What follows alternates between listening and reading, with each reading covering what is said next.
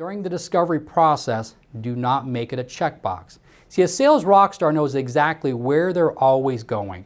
It's very important that when you're going through your discovery process that you don't sound like you're just going through the motion and checking off a box.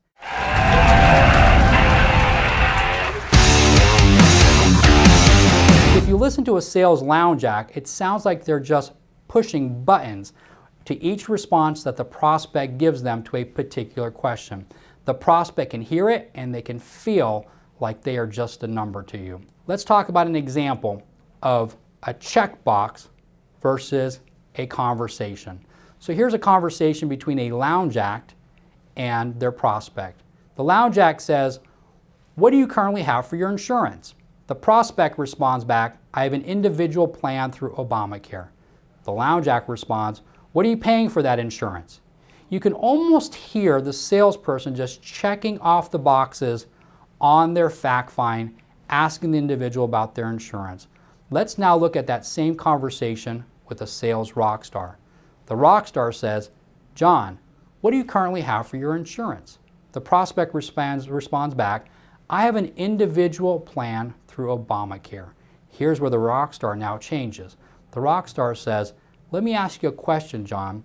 If you could narrow it down to one thing, what would you change about your current insurance?"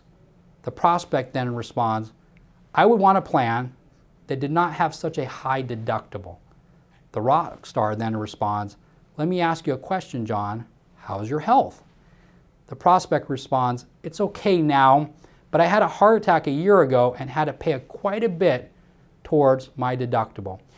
You can see the difference between a sales lounge act going through the fact find and that of a sales rock star that's asking questions in order to discover what the problem is with their prospect and to start to find some clues on exactly how to take that prospect down the road that they need to take them down. Here are some great questions to ask during your fact find, during your discovery process. As a salesperson, if you do not dig deeper into the prospect's pain and frustration, then you might not be getting to the root of the problem.